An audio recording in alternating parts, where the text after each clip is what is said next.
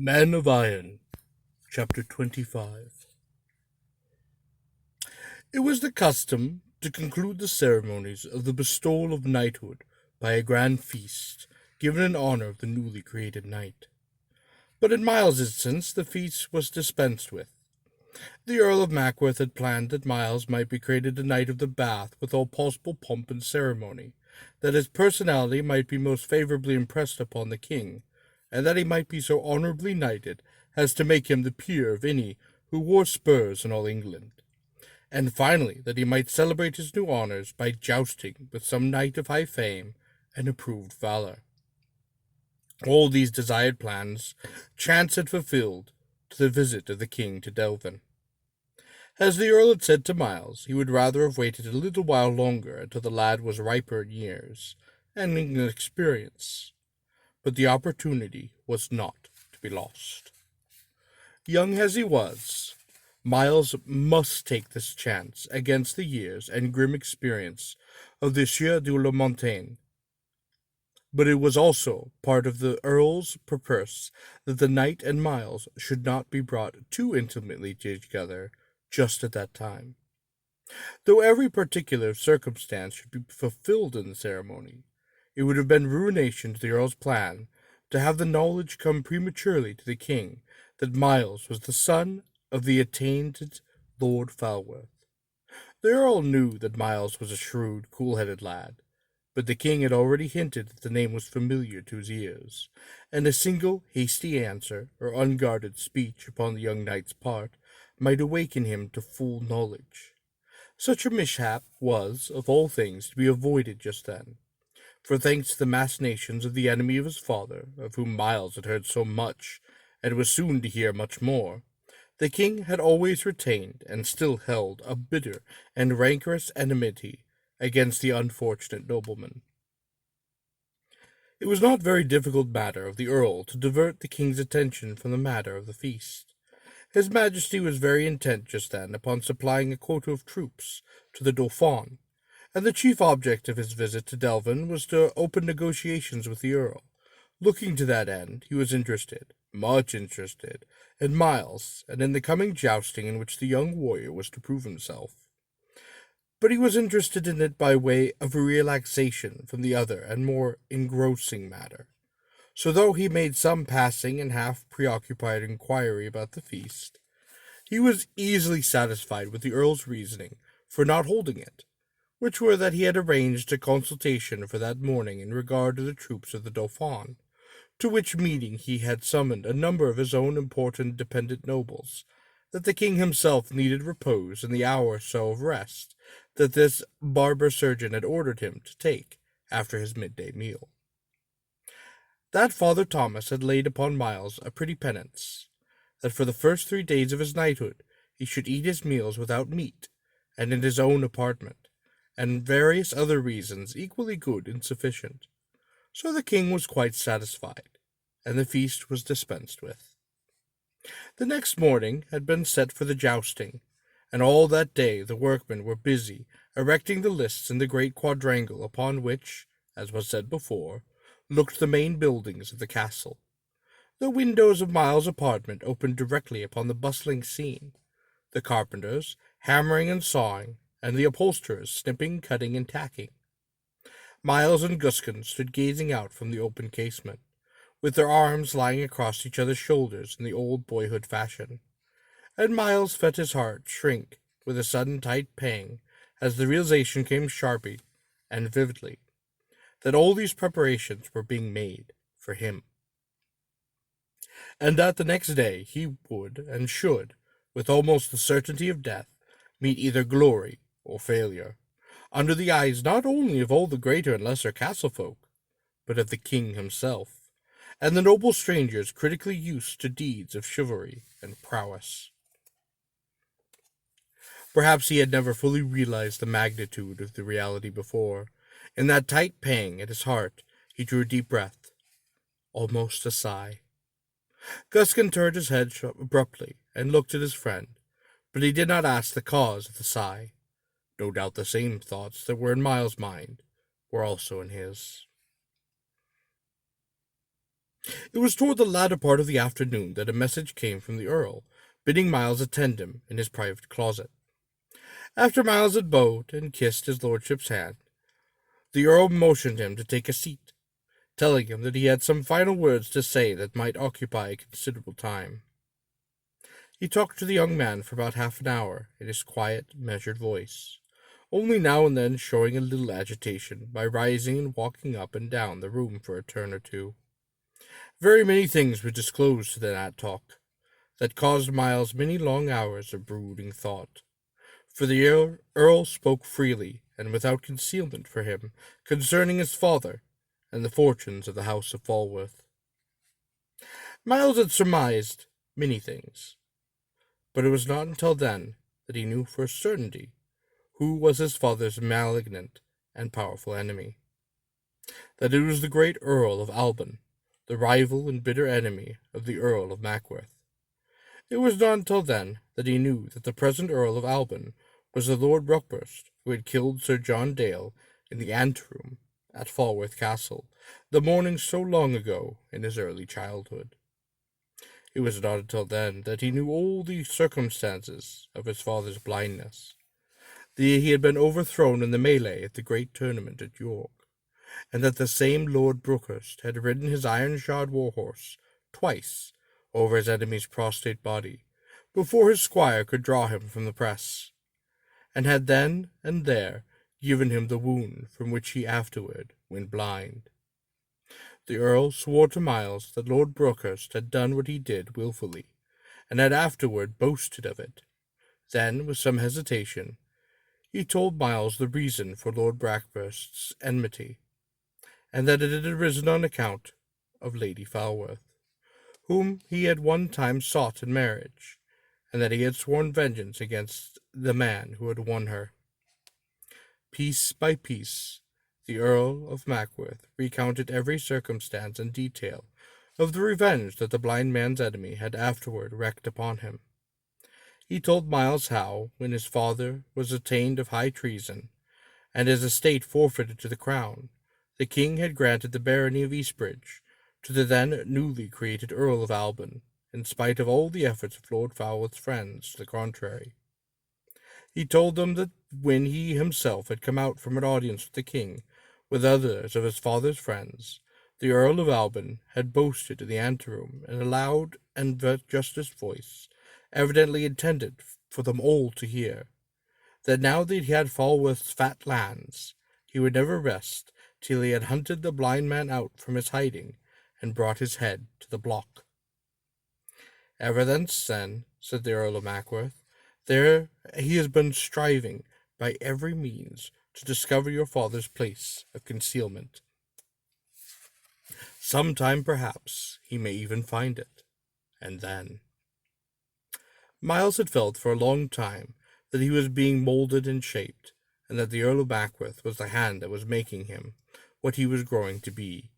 But he had never realized how great were the things expected of him should he pass the first great test, and show himself what his friends hoped to see him.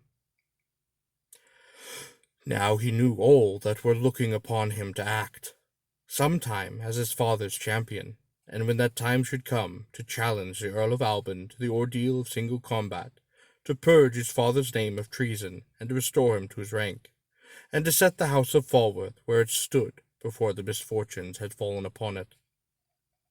But it was not alone concerning his and his father's affairs that the Earl of Mackworth talked to Miles. He told him that the Earl of Alban was the Earl of Mackworth's enemy also, that in his younger days he had helped Lord Falworth, who was his kinsman, to win his wife, and that then Lord Brockhurst had sworn to bring about his ruin, as he had sworn to ruin Miles's father. He told Miles how, now that Lord Brockhurst was grown to the Earl of Alban, and great and powerful, he was forever plotting against him, and showed Miles how, if Lord Falworth were discovered and arrested for treason, he would also be likely to suffer for aiding and abetting. Then it dawned upon Miles that the Earl looked to him to champion the house of Beaumont as well as that of Falworth. Perhaps, said the Earl, ye did think that it was all for pleasant sport of the matter that I had taken upon me this toil and endeavour to have united with honour that ye might fight the Dauphin knight. Nay, Nay, Miles Falworth, I have not laboured so hard for such a small matter as this. I have had the king, unknown to himself, so knight you that ye may be the peer of Albin himself. And now I would have hold you own with the Sieur de la Monte, to try whether ye be Albin's match, and to prove yourself worthy of the honour of your knighthood. I am sorry, nevertheless, he added after a moment's pause, that this could not have been put off for a while longer, for my plans for bringing you to battle with the vile Albin are not yet ripe. But such a chance of the king's coming hither happens not often, and that I am the glad of this much, that a good occasion offered to get you presently away from England. I would have you out of the king's sight as soon as may be after this jousting. He takes a liking to you, and I fear me lest I should inquire more nearly concerning you, and so all be discovered and all spoiled. My brother George goes upon the 1st of next month to France to take service with the Dauphin, having under his command a company of 10 men, knights and archers. Ye shall go with him, and there stay till I send for you to return. With this the protracted interview concluded, the Earl charging Miles to say nothing further about the French expedition for the present, even to his friend, for there was yet a matter of secrecy, known only to the king and a few close nobles concerned in the venture. Then Miles rose to take his leave. He asked and obtained permission for Guskin to accompany him to France.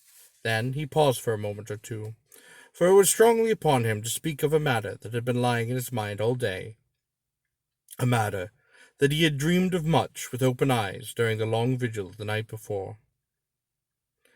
The Earl looked up inquiringly. "What is it ye would ask?" said he. Miles's heart was beating quickly within him at the thought of his own boldness, and as he spoke his cheeks burned like fire. "Sir," said he, mustering his courage at last, "perhaps ye forgot it, but I have not. Nevertheless, a long time ago, when I spoke of serving the Lady Alice as a true knight, ye did wisely laugh at my words, and bade me wait first till I had earned my spurs. But now, sir, I have gained my spurs, and do now crave your gracious leave, that I may serve that lady as her true knight." A slow space of silence fell, in which Miles's heart beat tremulously within him. "I know not what ye mean," said the Earl at last, in a somewhat constrained voice. "How would ye serve her? What would ye have?" "I would have only a little matter just now," answered Miles. "I would but crave of her a favour for to wear in the morrow's battle, so that she may know that I hold her for my own true lady, and that I may have the courage to fight more boldly, having that favour to defend."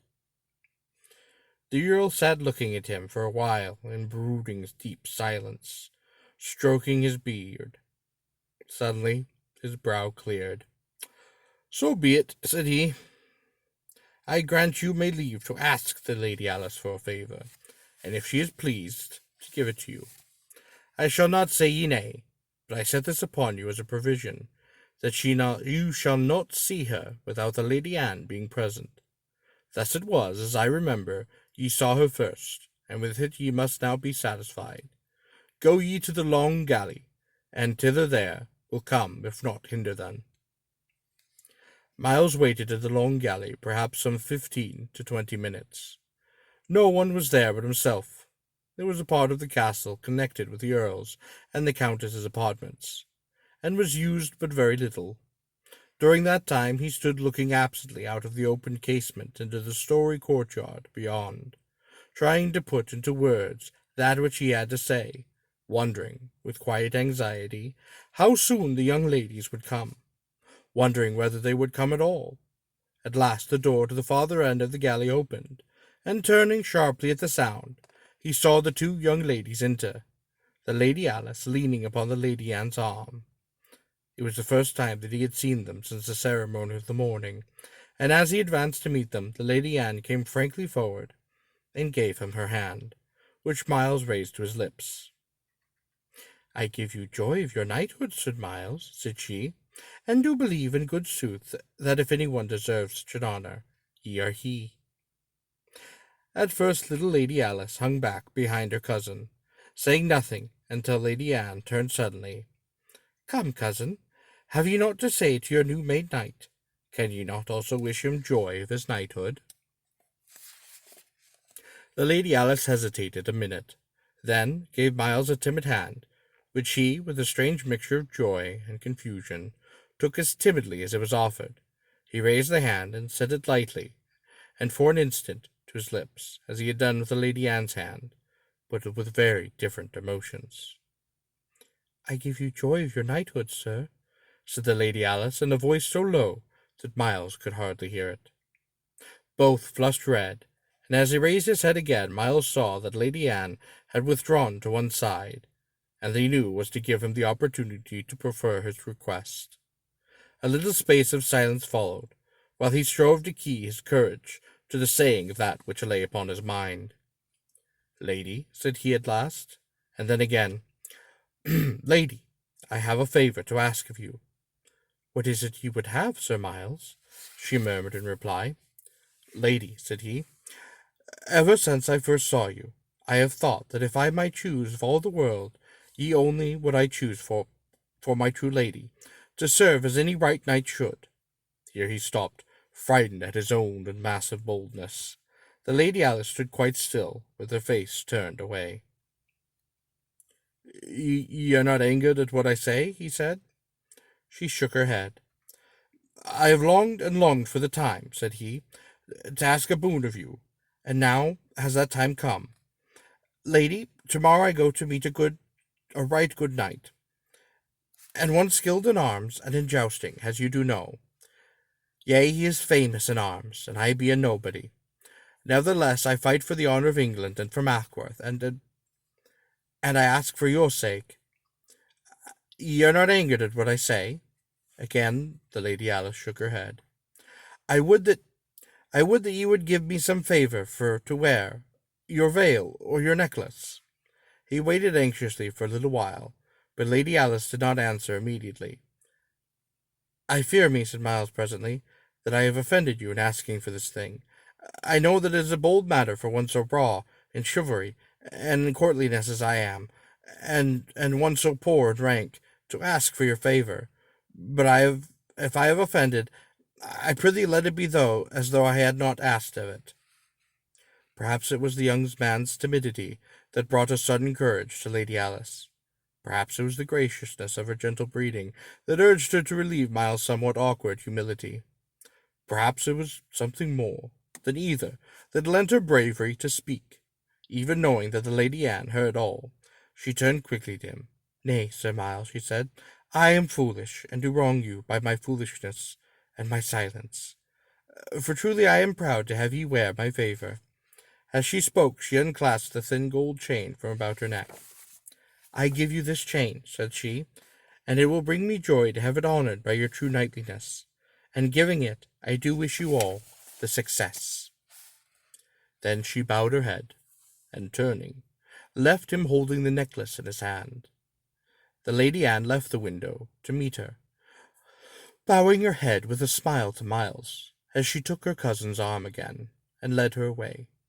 He stood looking after them, as they left the room, and when they were gone, he raised the soft chain to his lips, with a heart beating tremulously, and with a triumphant joy that it had never felt quite before.